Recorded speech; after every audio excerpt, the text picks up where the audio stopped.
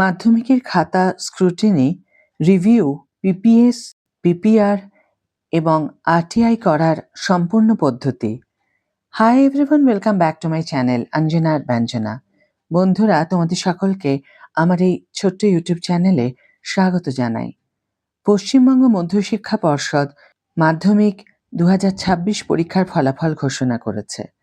Result বেরোনোর পর অনেক পরীক্ষার্থীর মনেই তাদের প্রাপ্ত নম্বর নিয়ে সন্দেহ বা অসন্তোষ থাকতে পারে। এই সমস্যার সমাধানে পর্ষদের পক্ষ থেকে পোস্ট পাবলিকেশন স্ক্রুটিনি বা পিপিএস, পোস্ট পাবলিকেশন রিভিউ বা পিপিআর এবং আরটিআই আইনের আওতায় উত্তরপত্রের সার্টিফাইড কপি পাওয়ার জন্য বিস্তারিত নির্দেশিকা প্রকাশ করা হয়েছে। এই ভিডিওতে আমরা জেনে নেব কিভাবে, কবে, কোথায় এই আবেদন করা যাবে। যেসব পরীক্ষার্থী তাদের নম্বর পুনরায় যাচাই করতে চান, তারা নিজেদের স্কুলের মাধ্যমে অনলাইনে আবেদন করতে পারেন। পর্ষদের নির্দেশিকা অনুযায়ী কোনো ছাত্রছাত্রী সরাসরি নিজে অনলাইনে আবেদন করতে পারবে না। সম্পূর্ণ প্রক্রিয়াটি স্কুল কর্তৃপক্ষ সম্পন্ন করবে।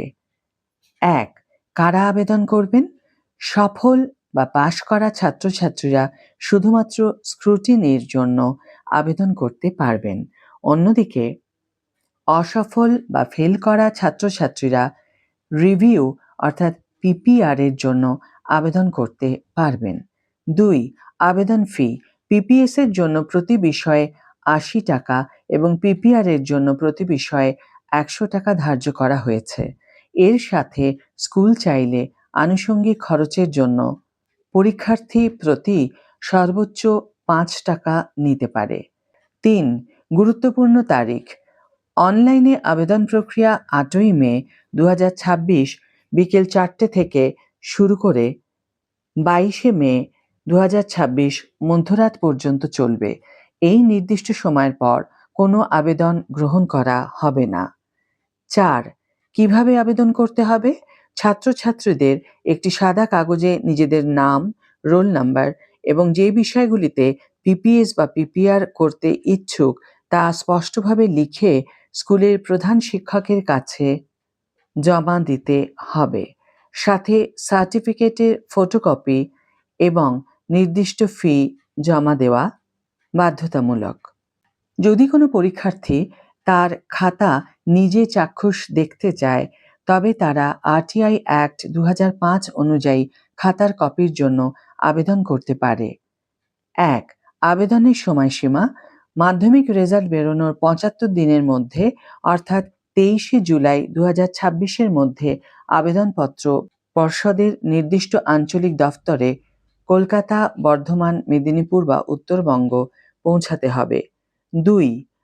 আবেদন ফি ও পদ্ধতি। সাদা কাগজে বা নির্দিষ্ট ফরম্যাটে আবেদন করা যাবে। আবেদনের সাথে 10 টাকার কোর্ট ফি দিতে হবে।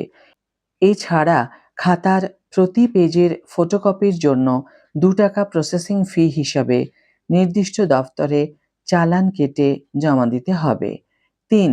প্রয়োজনীয় ডকুমেন্টস।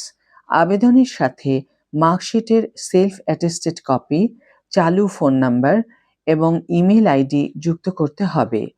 বিপিএল তালিকাভুক্ত প্রার্থীদের কোনো ফি লাগবে না, তবে সেক্ষেত্রে বিপিএল সার্টিফিকেটের সেলফ অ্যাটেস্টেড ফটোকপি দিতে হবে। 4. গুরুত্বপূর্ণ শর্ত। যারা ইতিমধ্যে পিপিএস বা পিপিআর এর জন্য আবেদন করেছেন, তাদের ওই ফলাফল প্রকাশিত হওয়ার পরেই আরটিআই এর জন্য আবেদন করতে হবে। উত্তরপত্র শুধুমাত্র পরীক্ষার্থী বা তার আইনি অভিভাবককে অবশ্যই পরিচয়পত্র দেখানোর পর দেওয়া হবে। অন্য কাউকে খাতা দেওয়া হবে না। পরীক্ষার্থীদের জন্য বিশেষ পরামর্শ কি আছে একটু জেনে নিই। 1. সময়সীমা মেনে চলতে হবে। 22শে মের মধ্যে স্কুলে গিয়ে পিপিএস বা পিপিআর আবেদন নিশ্চিত করতে হবে। শেষ মুহূর্তের ভিড় বা সার্ভার সমস্যার জন্য অপেক্ষা করা যাবে না। 2. পার্থক্য বুঝতে হবে। আরটিআই করার অর্থ খাতা দেখা। এর সাথে খাতা পুনর্মূল্যায়ন বা রি-ইভ্যালুয়েশনের কোনো সম্পর্ক নেই। তাই নম্বর বাড়ার আশা থাকলে আগে স্কুলের মাধ্যমে পিপিএস বা পিপিআর করতে হবে।